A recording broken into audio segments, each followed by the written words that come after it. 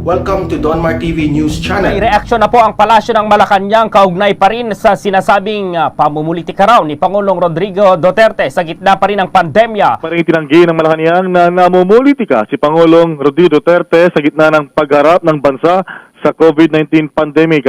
Sila kasi mga pagtitipong nilaluhan ng Pangulo kamakailan, makailang beses itong nagpahiwatig ng pagpostura niya sa kanyang kalyado at si Senador Bongo bilang susunod na presidente ng bansa. Sa isang pagkataon na tinawag ng Pangulo si Go bilang presidente. Habang kahapon naman o nung isang araw sa Negros Oriental ay iyon itong gusto raw ni Senator Bongo na maging presidente ng bansa. At ito nga dahil may mga lumulutang na mga tandem-tandem ng panig ng administrasyon Bongbong Dirag gaya ng Go Duterte o yung tandem di umano ni Senator Go at Pangulong Duterte na kandidato bilang vice-presidente o kaya yung Bongbong Job, yung isda, yung Inday Sara Duterte. O ako, yung at least solo naman, itong anak ni Pangulong Duterte na si Davao City Mayor Inday Sara Duterte Carpio bilang kandidato sa pagka-presidente. At meron pa mang inendorso rin ng ilang miyembro ng PDP laban nga. So talagang medyo nagkakahugis, nagkakakulay politika yung mga ilang mga issue na ngayon. So bagay na itinanggi naman nga ng Malacanang na namumulitika raw si Pangulong Duterte. Reasons why Manny Pacquiao is not my president. Well, first of all, Sara Duterte only. Since she's not running, then I'm not gonna force her, right? Then there's Senator Bongo, who also doesn't want to run. So what am I to do then? But I'm still not gonna vote for somebody who doesn't believe in the LGBTQIA community and their rights. Can't really stand with that. I'm also not gonna stand for somebody who is an absentee senator, because no amount of his work in helping other places, because I don't know of any help he sent to Carmen Surgado Sur except for a tabletop calendar with his face on it. And that's not exactly what we need right now. And next, I cannot stand with somebody that I just don't believe in. I mean, you can be a senator, sure, but if I'm going to trust the future of my son and my future in your hands as the president of the Philippines, I'm so sorry, sir. Count me out. I'm just gonna inherit whoever wins, but I hope it's not you. I guess I can tell you about my choices because I'm not a political vlogger or blogger. I'm just a normal person. And somebody like me who's actually been very active in the communities that I'm passionate about, like in Butuan City and Carmen Surigao del Sur, I am a testament of what type of people actually sends us help. Senator Bongo has been helping Butuan City, to be honest. And nobody covers that or talks about it because it's the truth. Nobody talks about what the president is doing or the agencies or Senator Bongo because the media just doesn't like them. And then the fact that he has actually sent help. 3 million pesos to be exact in COVID response here in Carmen Surigao del Sur. So I don't blame people if they want him to run for president because honestly, if not Sara Duterte, then he'd be a very good second choice. But that's about that. Alam mo, I promise the Filipino people 3 things. Whether you were for me or not, that's beside the point at this time. Wala na yun. I am not due for re-election. I just want to be here to assure you that we can be together if there is really this purpose of its sense of purpose in doing it. I must have that sense of duty to continue with the governance at anong mai-contribute ko. Whether I get to live ngayon o bukas o hanggang magsama tayo before or at the end of my term. What I can assure you, and you can be assured of along the way, tatrabaho talaga ako para sa tao. Alam ninyo yan. And maliit lang ako na politiko, small time lang. I just don't know why I'm here now. Pero bahala na tayo mag-intindi ng it's really something of a destiny. Or, hindi na kailangan magyabang kung bakit manalo ako. It's not a thing that really you can sigip ka kaya mangyabang. Nandiyan ka na, so sabihin ko ngayon, hanggang dito lang ako. I will not talk about it anymore. Politics. But I'd like just to move forward at ganito. I went there sa military camp to thank the soldiers because of their sacrifice. Some of them died.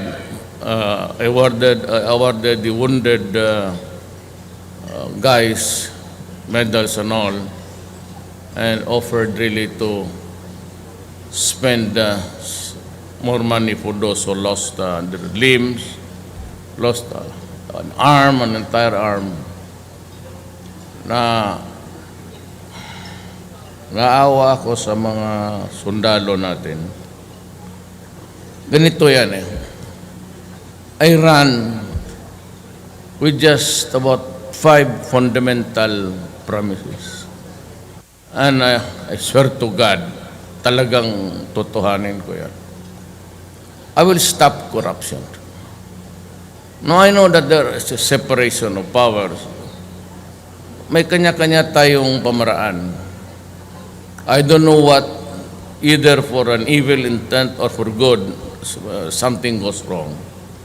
Hindi ako makialam sa other departments. That's what I gave my assurance to Bebot. Hindi ako makialam sa inyo. There will never be a time that I will ask something from you personal o for a gratification somewhere sa governance. Basta ako yung hingiin ko yung budget and do not expect me to be calling you. Kasi ako naman, having been a mayor, pag gusto ninyo, ibigay ninyo sa akin, ibigay ninyo. Pag wag, I operate within the boundaries that they have set for us financially sa patakbo ng gobyerno. Dito sa akin, I just fired the entire cabinet sa urban poor. You know, I do not mind people going out of the country. But at least show me something if it's under an office, an agency under me. Pakitain mo naman ako ng produkto. But I will not be a silent header na basta na lang kung anong gawin nyo for the sake that there is money, and every time there is a convention, a seminar around the world, and it is happening every day, and we get to be invited in all of these things because we are a member of the entire League of Nations or at least the United Nations. But kung lahat ng taga-executive department, lahat na lang tatanggapin yung mga invitasyon na yun, mauubos ang pera ng gobyerno. And itong talagang what got my goat was this.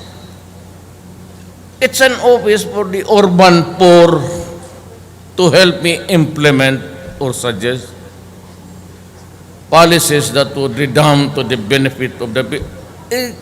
Lahat tayo, even sa law school, even in our dreams when we were young, we always wanted to help our government.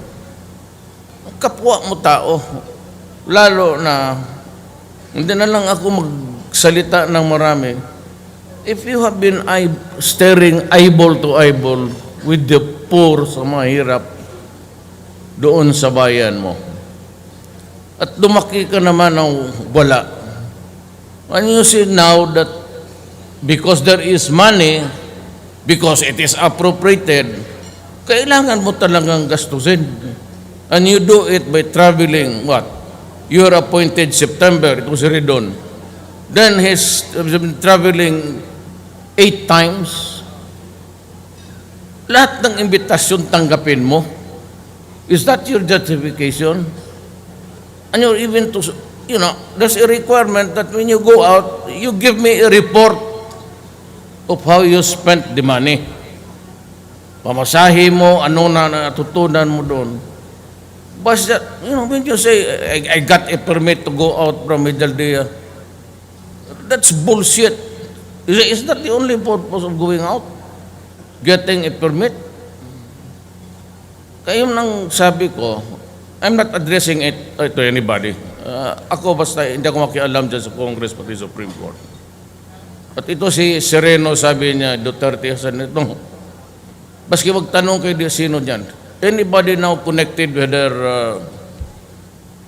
she's just dreaming of something o siguro, ayaw ko pinag-isip niya, wala akong pakialam, hindi ako nakikialam. As I have said earlier, even Aquino, when Chris called me na bakit, sabi ko kay Bong yung aide ko, you tell Chris, I am not into it. Carlo Nograles is my nephew. Do you know that Congressman Nograles, yung father, filed about 9 cases against me? Ni minsan, hindi ako gumanti na gusto kitang patayin pag makita kita, pag nagkadimalas na, pagka litse-litse ang usapan natin, barilin na lang kita. Bakit pa ako magpapile-file ng kaso? Yan ang sinabi ko kay Boy. Utang na pag magkita tayo sa labas, bantay ka sa akin. But to be filing cases against former president, hindi ko ugali yung gano'n. That's the, pati kay Ombudsman Morales. Siya yung nag-umpisa. Sinasabi niya na yung pina-plus niya. Di mag-abot ng trilyon yan kung gano'n before I retire. Yung manipulation, ito naman she committed a fatal mistake. Yung nakuha nila na spurious document, wala pa naman, there has to be a predicate. There has to be a predicate crime before you can really tinker with the ball. Nga sinabi ko na nga, telling the truth, if it exceeds 40 million, including my Insular Bank of Asia and America pa yan ang Union Bank noon. That was our bank of my parents. Sabi niya, Mr. Duterte, we have the goods on you. Go ahead. Kaya ako nagbibira ng mga ganitong corruption kasi wala ka talagang makita sa akin. At kung meron akong pera, talagang nilibing ko ng simento. Kasi doon rin ako magpalibing pag panahon na namamatay ako.